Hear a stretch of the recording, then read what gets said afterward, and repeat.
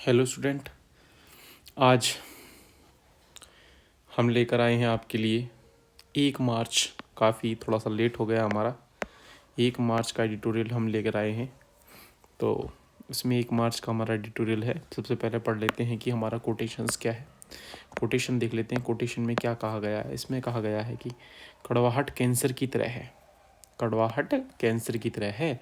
यह कड़वाहट रखने वाले को खा जाती है, लेकिन क्रोध आग की तरह है जो अपने तरीके से पूरे परिवार को राख कर देती है। देखो, जो कड़वाहट है वो तो कैंसर की तरह है, वो एक ही आदमी को खाती रहती है अंदर अंदर। लेकिन जो क्रोध है वो आग की तरह है। जैसे आग जहाँ भी लगती है उसके आसपास के इलाकों को ख़त्म कर देती है, उसी तरीके से क्रोध जहाँ लगता है उसके पूरी परिवार को खा जाता है। चलिए पढ़ते हैं। त्वरित वितरण का दबाव और चुनौतियाँ। ठीक है, हाँ जी। जल्दी सामान पहुंचाने के दबाव के कारण होने वाली दुर्घटनाएं न केवल व्यक्तिगत नुकसान है, बल्कि इसके पीछे एक सामाजिक और आर्थिक संकट भी छिपा है, जो आज तो दिखाई नहीं पड़ रहा है, लेकिन भविष्य में निश्चित ही एक भयावह समस्या के रूप में सामने आएगा। आपने देखा होगा कि स्विगी है, जोमेटो है, ब्लिंकिट है, और भी नए नए प्लेटफॉर्म आ रहे हैं और कह रहे हैं कि हम 10 मिनट में डिलीवरी करा देंगे। तो उसी को लेकर ये आर्टिकल आया है। देखते हैं इसमें क्या है। आधुनिक जीवन शैली में हमारी ज़रूरतें और इच्छाएं दोनों ही तेज़ी से बढ़ रही हैं।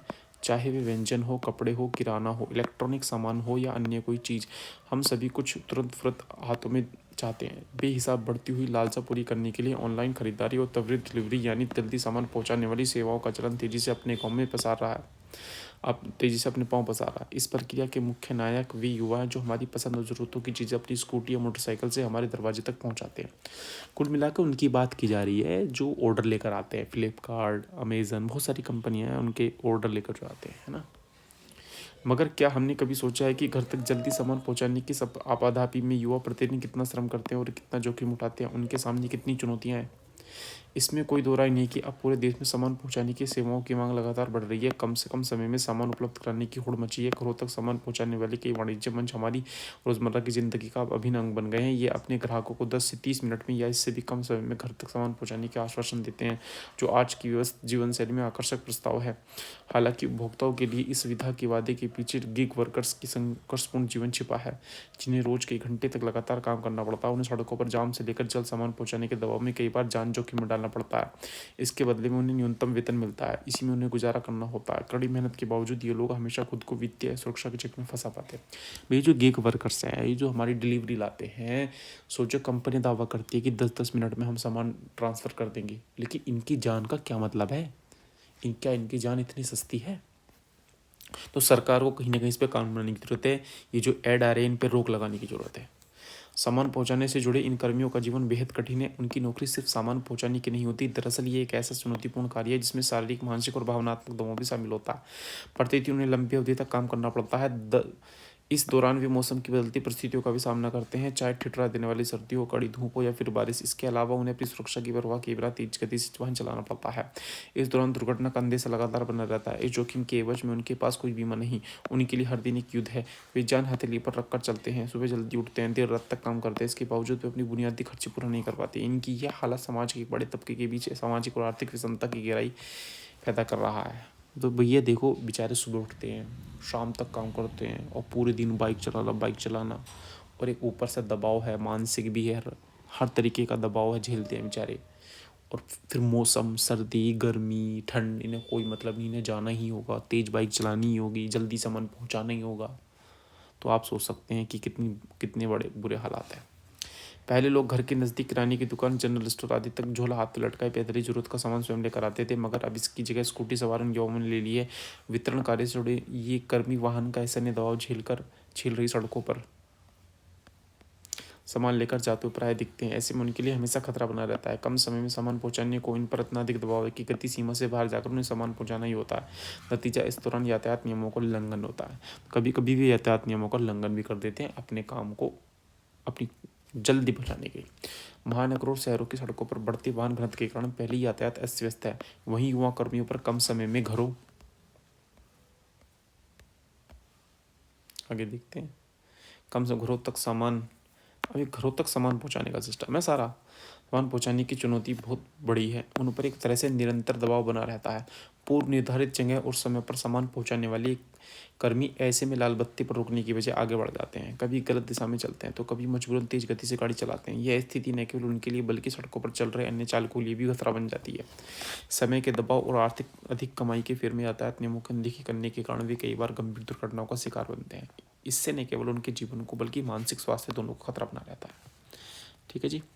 जल्दी सामान पहुंचाने के दबाव के कारण इन युवा कर्मियों के साथ होने वाली दुर्घटनाएं केवल व्यक्तिगत नुकसान है, बल्कि इसके पीछे एक सामाजिक और आर्थिक संकट भी छिपा है, जो आज तो दिखाई नहीं पड़ रहा है लेकिन भविष्य में निश्चित ही कोई है समस्या के रूप में सामने आएगा, जिसका सामना करने के लिए हम तैयार नहीं होंगे। दूसरी ओर सामाजिक विसंगतियां उपजने से इनकार नहीं किया जा सकता है। सेवा क्षेत्रों में हम एक ऐसी पीढ़ी तैयार कर रहे हैं जिनका कोई निश्चित वेतन नहीं है, कोई भविष्य निधि नहीं है और न ही किसी तरीके की पेंशन की सुविधा है। सोचो भाई, ये तो काम इन्हें जब तक ही मिलेगा जब तक इनके हाथ पैर चल रहे हैं, जब तक इन ये कर रहे हैं, ना कोई बीमा है, कुछ भी नहीं है। ऐसे में युवाओं को क्या भविष्य होगा? स्पष्ट है कि वे न तो आर्थिक रूप से कभी मजबूत हो पाएंगे और न ही ढलती उम्र में उनके लिए कोई सामाजिक सुरक्षा होगी। दुर्घटनाओं का सबसे भयावह परिणाम मृत्यु या अस्थायी अपंगता है। जब सामान पहुंचाने के कार्य से जुड़ा कर्मी अपनी जान गंवाता है तो यह न केवल उसके लिए बल्कि उसके परिवार के लिए भी एक गंभीर आघात होता है। पीछे छूटे परिवार को न केवल भावनात्मक नुकसान होता है बल्कि उसे आर्थिक संकट का भी सामना करना पड़ता है। इसके अलावा स्थायी अपंगता के मामले में पीड़ित कर्मी का जीवन भर सहायता की आवश्यकता होती है, जिससे उसके परिवार की आर्थिक स्थिति और भी खराब हो सकती है। अपनी ऐसा स्थिति के कारण बच्चों की शिक्षा, स्वास्थ्य सेवाओं और अन्य आवश्यकताओं की पूर्ति करना उसके लिए एक विकट समस्या बन जाता है। दुखद यह है कि वह दूसरों पर मदद के लिए निर्भर हो जाता है। एक सर्वेक्षण के अनुसार देश में 1 करोड़ से अधिक कर्मी इस कार्य में लगे हैं। इतनी बड़ी संख्या में कार्यरत कर्मियों की अपेक्षा वस्तुतः बड़े स्तर पर मानव संसाधन के हाशिए पर रखने के लिए समान है। सामाजिक स्तर पर भी इसका प्रभाव पड़ना स्वाभाविक है। इनके परिवारों को समाज में उपेक्षा का सामना करना पड़ता है। यह स्थिति उनके आत्मसम्मान को ठेस पहुंचाती है। जब किसी कर्मी के साथ कोई हादसा होता है तो ऐसे में उन्हें अपने जीवन को फिर से संवारने के लिए संघर्ष करना पड़ता है। दबाव न सह पाने पर उनके कदम अनैतिक कार्यों, अपराध की ओर भी बढ़ जा सकते हैं, जिसके दूरगामी परिणाम भोगने पड़ सकते हैं। ऐसे सभी कर्मियों की सुरक्षा और कल्याण के प्रति जागरूकता बढ़ाना अत्यंत आवश्यक है। बेहतर होगा कि घरों तक जल्दी सामान पहुंचाने के जुर्म को थोड़ा कम किया जाए, जिससे युवा कर्मियों को सुरक्षित वातावरण मिल सके। यानी केवल उनके लिए बल्कि उनके परिवार और समाज के लिए भी आवश्यक है। दरअसल हमें एक ऐसा समाज बनाना चाहिए जहाँ पर हर व्यक्ति को सुरक्षा, सम्मान और सही तरीके से काम करने का अवसर मिले। कुल मिला के ये जो ऐड आते हैं कि 10 मिनट में आपके घर सामान पहुंचाया जाएगा, 10 मिनट में, सरकार को इस पर स्टेप लेने चाहिए ताकि उन युवाओं को जल्दबाजी ना हो, वे यातायात के नियमों का पालन करें, यातायात के नियमों को ना तोड़ें। चलिए, नेक्स्ट आर्टिकल है हमारा साझेदारी के मोर्चे। पिछले कुछ वर्षों के दौरान वैश्विक स्तर पर सहयोग के समीकरणों में तेजी से बदलाव हो रहे हैं। उससे ज़्यादा देशों के लिए यह बात मायने रखती है कि आर्थिक, रणनीतिक और कूटनीतिक मोर्चे पर भारत का रुख क्या रहता है। यह बेवजह नहीं है कि अलग अलग देश अपने अपने तरीकों से भारत के साथ सहयोग के लिए नए रास्ते खोजने की कोशिश कर रहे हैं। डोनाल्ड ट्रंप के इस बार राष्ट्रपति बनने के बाद कई मसलों पर अमेरिका का रुख छिपा नहीं है। ट्रंप के कई बयानों से वैश्विक स्तर पर उपजी अनिश्चितता के बीच यह स्वाभाविक है कि दूसरे देश अपने भावी अवरोधों के मद्देनजर नए और वैकल्पिक रास्तों को और कदम बढ़ाएं। इस लिहाज से देखें तो यूरोपीय आयोग के अध्यक्ष उर्सुला वॉन डेर लेयन की ताज़ा भारत यात्रा की अपनी अहमियत है। गौरतलब है कि बढ़ती वैश्विक चिंताओं के बीच यूरोपीय आयोग के अध्यक्ष का मुख्य उद्देश्य व्यापार, निवेश और स्वच्छ ऊर्जा के क्षेत्रों में भारत के साथ सहयोग को बढ़ावा देना है। भाई जैसे जब से ट्रंप आए, एक तो उन्होंने हर देश चाहे वो कोई भी हो, अमेरिका फर्स्ट की नीति को अपनाया है और उन्हें बाकी देशों से कोई मतलब नहीं है। उसमें यूरोप हो, भारत हो, मेक्सिको हो, कनाडा हो, चाइना हो, कोई भी हो, टैरिफ लगाते जा रहे हैं। उनके साथ 27 सदस्य देशों के वरिष्ठ राजनीतिक नेता भी भारत दौरे पर आए हैं। भारत के प्रधानमंत्री के साथ बैठक के दौरान दोनों पक्षों के आपसी साझेदारी को और ज़्यादा मजबूत करने के साथ साथ भारत पश्चिम एशिया, यूरोप आर्थिक गैलरी जैसी अत्यधिक महत्वपूर्ण संपर्क परियोजनाओं पर चर्चा की है। यूरोपीय संघ और भारत के बीच व्यापार लगभग $160 बिलियन का है। फिलहाल यूरोप में करीब 50 लाख भारतीय रहते हैं और भारतीय पेशेवरों की संख्या में लगातार इजाफा हो रहा है। जाहिर है कि अगर यूरोपीय संघ और भारत के बीच साझेदारी का नया अध्याय शुरू होता है तो उसमें इन तथ्यों की अहम भूमिका रहेगी। यही वजह है कि यूरोपीय संघ के अध्यक्ष की यात्रा के दौरान दोनों पक्षों ने व्यापार और निवेश के क्षेत्र में सहयोग बढ़ाने की दिशा में कई महत्वपूर्ण कदम उठाने पर संवाद को आगे बढ़ाया। इस क्रम में मुक्त व्यापार समझौते के जरिए दोनों क्षेत्रों में व्यापार को बढ़ावा देने, बाजार तक पहुंच में सुधार लाने और परस्पर आर्थिक सहयोग की और मजबूत करने की दिशा में कुछ महत्वपूर्ण फैसले लिए जा सकते हैं। साथ ही बाहरी अंतरिक्ष रक्षा, जल प्रबंधन, नवीकरण ऊर्जा जैसे क्षेत्रों में भी सहयोग की संभावना बेहतर होने की उम्मीद है। कुल मिलाकर यूरोपियन यूनियन को जब से अमेरिका ने भी टैरिफ लगाना शुरू किया और आपने देखा है कि ब्रिटेन के जो प्राइम मिनिस्टर थे स्टारमर, उसको मिला के भी कुछ अलग अलग अनाप शनाप ट्रम्प ने बोला था, जेलेंस्की को भी बोला था। कुल मिला के ट्रम्प लगातार अपने रिश्ते ख़राब कर रहे हैं सारे देशों से, है ना। तो कहीं ना कहीं भारत इस अपॉर्चुनिटी को फ़ायदा उठा सकता है और उन देशों को अपनी तरफ अट्रैक्ट कर सकता है। एक रिपोर्ट के मुताबिक भारत में मौजूदा समय में 6,000 से अधिक यूरोपीय कंपनियां काम कर रही हैं। वे लाखों नौकरियों का सृजन कर रही हैं और इस तरह भारत के आर्थिक विकास में योगदान दे रही हैं। ऐसे में अगर यूरोपीय संघ और भारत के बीच आर्थिक सहयोग का माहौल बेहतर हो तो दोनों पक्षों के बीच निवेश के नए रास्ते खुल सकते हैं और कारोबार माहौल में और सुधार हो सकता है। हालांकि इस संदर्भ में यह भी ध्यान में रखने की जरूरत है कि यूरोपीय संघ अगर भारत के साथ अपने व्यापार संबंधों को बढ़ावा देने की कोशिश में है तो इसके पीछे चीन के जोखिम से पार पाने के मुख्य कारण है। यूरोपीय संघ से कार, शराब, अन्य उत्पादों पर ऊंचे आयात शुल्क, यूरोपीय बाजार में उसकी दवाओं और रसायनों तक भारत की ज़्यादा पहुंच, भारत की ओर से कार्बन टैक्स के प्रस्ताव का विरोध, डेटा सुरक्षा आदि कई ऐसे बिंदु जिन पर सहमति की बुनियाद पर दोनों ही पक्ष के बीच संबंधों का ऐसा पर आगे बढ़ सकेगा। यह जरूरी होगा कि अगर इस वर्ष के अंत तक एक व्यापार समझौता सामने आता है तो वह आपसी हितों की सुनिश्चित करने वाला है। मतलब अगर इस साल के लास्ट तक भी ऐसा हो जाए कि फ्री ट्रेड हो जाए ना, कोई भी शुल्क ना लगे, तो इससे भी काफ़ी व्यापार बढ़ने की आशंका होगी। चलिए अब देखते हैं जोखिम के पहाड़। अब आपको पता है जून, जुलाई, अगस्त बारिश का मौसम है, तो फिर से तैयार हो जाइए उन आपदाओं के बारे में सुनने के लिए जो पिछले साल हुई थी। फला जगह पहाड़ आ गई, फला जगह भूस्खलन हो गया, फला जगह पहाड़ खिसक गया, है ना। उत्तराखंड में हिमस्खलन की एक बार फिर तबाही मचाई है। उस पहाड़ी क्षेत्र में बर्फ़ की चट्टानें खिसक नई बात नहीं है, लेकिन कुछ समय के अंतराल में बार बार होने वाली ऐसी घटनाएं डराती हैं। लगभग हर वर्ष होने वाली हिमस्खलन में कई लोगों की मौत हो जाती है। पर्वतारोहियों से लेकर आम नागरिक और निर्माण कार्य में लगे मजदूर आए दिन हिमस्खलन की चपेट में आते रहते हैं। उन्हें बचाने का प्रयास होता है, लेकिन लापता हुए लोगों को कई बार पता नहीं चल पाता। हालांकि हिमालय क्षेत्र में बर्फ की भारी चट्टानें खिसकने की घटनाएं होती रहती हैं, मगर पिछले एक दशक में इसकी आवर्ती जिस तरह बढ़ रही है उस पर अब सोचने की जरूरत है। गौरतलब है कि बद्रीनाथ से 3 किलोमीटर दूर माणा गांव में हिमस्खलन से मची तबाही से लोगों एक बार फिर सहम उठे हैं। खबरों के मुताबिक शुक्रवार को हुई घटना में 57 लोग बर्फ के नीचे दब गए। सोचो 57 लोग, ये सब क्यों हो रहा है? Climate change. इनमें से ज़्यादातर लोगों को किसी तरह बाहर निकालेगा। हालांकि कई लोगों के लापता होने की खबर है। यूं हिमस्खलन की चेतावनी एक दिन पहले ही जारी कर देने की बात कही गई है, लेकिन ऐसा लगता है कि यह सूचना उन निर्माण मजदूरों तक नहीं पहुंच पाई है या फिर किसी स्तर पर इस मामले में लापरवाही बरती गई है। अन्यथा हादसे में लोगों को जोखिम से बचाया जा सकता था, है ना। कहीं ना कहीं सरकार भी थोड़ी सी लापरवाह नजर आ रही है। दरअसल पिछले कुछ समय से हिमस्खलन की घटनाओं में बढ़ोतरी की एक वजह प्राकृतिक है, तो दूसरी जगह असंतुलित विकास और पर्यावरण की उपेक्षा। उपभोक्तावादी संस्कृति को प्रोत्साहित कर उसे अपना कर जिस तरह से वैश्विक तापमान को बढ़ाया गया है, उससे न केवल जंगल और जमीन पर प्रभाव पड़ा है, बल्कि समुद्र तथा पहाड़ भी इससे छूते नहीं रहे हैं। प्रकृति की प्रतिक्रिया हम जलवायु परिवर्तन के रूप में देख सकते हैं। कहीं सूखा तो कहीं बाढ़ और कहीं जंगलों में आग से लेकर हिमस्खलन की बढ़ती घटनाएं इसी का संकेत दे रही हैं।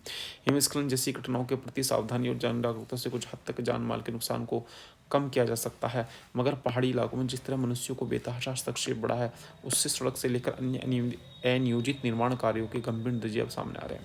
भाई देखो, जब से पहाड़ी इलाके में सड़क बना रहे हैं, दुनिया भर के डेवलपमेंट कर रहे हैं, बिल्डिंग बनाई जा रही हैं, कहीं ना कहीं प्रकृति भी उस पलट का जवाब दे रही है। प्रकृति चुप नहीं बैठेगी, नेचर चुप नहीं बैठेगी, वो अपना जवाब पलट कर जरूर देगी। चलिए फिर एक और आर्टिकल हो रहा है, ये आपके एथिक्स में भी काम करेगा। अनुभव की सीढ़ियाँ, देखते हैं क्या कहता है। जीवन यात्रा निरंतर चलने वाली प्रक्रिया जिसमें मनुष्य को अपने अस्तित्व के हर पहलू को समझने और परिभाषित करने का अवसर मिलता है। यह यात्रा केवल शारीरिक या भौतिक नहीं होती, बल्कि यह मानसिक, आध्यात्मिक और भावनात्मक भी होती है। मनुष्य जन्म से मृत्यु तक अनगिनत अनुभव और बदलावों से गुजरता है। इन अनुभवों को सार ही उसे परिपक्व बनाता है और उसकी यात्रा को सार्थक करता है। जीवन की इस यात्रा में शिशु अवस्था से लेकर वृद्धावस्था तक हर पड़ाव का अपना महत्व है। शिशु के लिए यात्रा उसके पहले कदम से शुरू होती है, जहाँ वह चलना, बोलना और अपने आसपास की दुनिया को पहचानना सीखता है। बचपन में खेल कूद और शिक्षा उसकी यात्रा के प्रमुख पड़ाव होते हैं। किशोर अवस्था में उसके सामने सपनों की उड़ान और आत्मनिर्भरता की चाह होती है। कुल मिलाकर 3 स्टेज दिखाई गई। भाई बचपन में दिखाया गया है ना, किशोर अवस्था दिखाई गई है, फिर वृद्धावस्था बताई गई है, फिर युवावस्था आती है, जो किसी भी मनुष्य की यात्रा का सबसे चुनौतीपूर्ण महत्वपूर्ण चरण होता है। इस समय में वह अपने जीवन के उद्देश्य तय करता है, अपने भविष्य की नींव रखता है और कठिन परिश्रम से सफलता पाने के लिए प्रयासरत रहता है। जीवन यात्रा में संघर्ष और अनुभव का अद्भुत महत्व है। संघर्ष न केवल हमारी क्षमताओं को रखता है, बल्कि यह हमें अपने उद्देश्य की प्रति दृढ़ बनाता है। हर असफलता, हर बाधा हमें एक नई सीख देती है। कहते हैं कि अनुभव ही सबसे बड़ा शिक्षक है। सबसे बड़ा अगर कोई टीचर है वो है अनुभव। यह अनुभव हमें सिखाता है कि किस तरह अपनी गलतियों से सीखकर आगे बढ़ जाएं। महान विचारक आइंस्टीन ने कहा है, जिंदगी जीने के 2 ही तरीके होते हैं, एक ऐसे जैसे कि कुछ भी चमत्कार नहीं है, दूसरा ऐसे जैसे कि सब कुछ एक चमत्कार है। यह विचार हमें सिखाता है कि जीवन की यात्रा को कैसे देखें और कैसे उससे आनंद और प्रेरणा प्राप्त करें। जब हम इस यात्रा को संघर्ष और आनंद के नियंत्रण के साथ जीते हैं, तभी हम इसका सही अर्थ समझ पाते हैं। मतलब जो भी संघर्ष आ रहा है उसको आनंद के साथ जी, है ना। हर मुश्किल में अवसर छिपा होता है और हर अवसर में नया भाव। हमें जीवन के इन अवसरों को समझकर उनका भरपूर उपयोग करना चाहिए। कई बार हम अपने गंतव्य पर अधिक ध्यान देते हैं और उस यात्रा के आनंद को भूल जाते हैं। हमारा फोकस सिर्फ अपनी मंजिल पे नहीं होना चाहिए, जो तुम सफ़र तय कर रहे हो उसमें आनंद लेना ही बहुत जरूरी है, जो हमें वहाँ तक ले जाती है ना। लेकिन सच्चाई यह है कि जीवन का असली सुख उस यात्रा में है जो हमें गंतव्य तक ले जाती है। यह यात्रा हमें न केवल बाहरी दुनिया को देखने का मौका देती है, बल्कि अपनी आत्मा के भीतर झांकने का भी अवसर देती है। यह भी सच है कि जीवन की यात्रा, आगे क्या है, जीवन की यात्रा कभी सीधी और सरल नहीं होती, एक नहीं होती। यह एक घुमावदार पथ की तरह होती है जिसमें कई मोड़, चढ़ाई और उतार आते हैं। कभी कभी ऐसा लगता है कि हम अपनी मंजिल से दूर हो गए, लेकिन अगर हम निरंतर चलते रहते हैं तो वह मंजिल हमें जरूर मिलती है। आपको निरंतर चलते रहना है, एक दिन मंजिल आपके पास जरूर पहुंचेगी। भौतिक यात्रा के साथ साथ जीवन की आध्यात्मिक यात्रा का भी विशेष महत्व है। यह यात्रा हमें भीतर छिपी ऊर्जा और शक्ति को पहचानने का अवसर देती है। आत्मचिंतन और ध्यान के माध्यम से हम अपने भीतर छिपी अनंत संभावनाओं को खोज सकते हैं। कई बार मनुष्य भारी सुख और उपलब्धियों को अपनी जीवन की यात्रा का उद्देश्य मान लेता, मगर असल में सच्चा सुख और शांति आत्मा की गहराई में छिपी होती है। इसीलिए जीवन यात्रा का असली उद्देश्य आत्मज्ञान प्राप्त करना और अपने भीतर शांति को अनुभव करना है। अपने जीवन की यात्रा में हमारा सामाजिक और नैतिक योगदान भी अहम भूमिका निभाता है। एक अच्छा मनुष्य वह है जो न केवल अपने लिए बल्कि समाज और आने वाली पीढ़ियों के लिए भी सकारात्मक पदचिन्ह छोड़ जाए। हमारे जीवन की यात्रा का अर्थ केवल अपनी इच्छाओं की पूर्ति नहीं है, बल्कि दूसरों के जीवन को बेहतर बनाने में भी निहित है। हमें अपने कार्यों और विचारों से ऐसा प्रभाव छोड़ना चाहिए जो दूसरों को प्रेरित करे। अपने जीवन के दायरे में केंद्रित दृष्टि मानवता के पक्ष को कमजोर करती है, फिर हम दूसरों से उम्मीद करने की स्थिति में खुद को नहीं पाते हैं, है ना। जीवन यात्रा का अंतिम पड़ाव मृत्यु है, लेकिन इसका अर्थ यह नहीं है कि यात्रा ही समाप्त हो जाती है। मृत्यु निश्चित रूप से इस भौतिक जीवन का अंत है, लेकिन हम इस दुनिया में जो पहचान अर्जित करते हैं उसकी यात्रा कायम रहती है।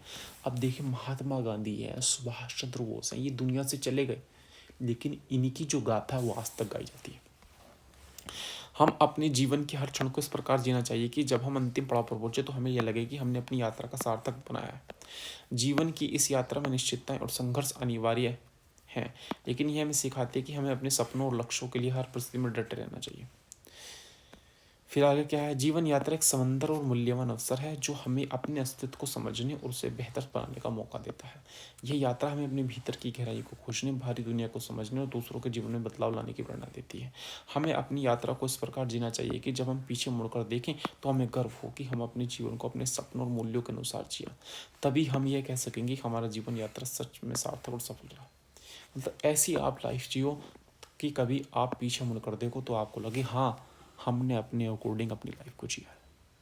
तो आज का आर्टिकल ही खत्म हुआ, नेक्स्ट आर्टिकल जल्द लेकर आएंगे, तब तक के लिए ओके बाय, सी यू।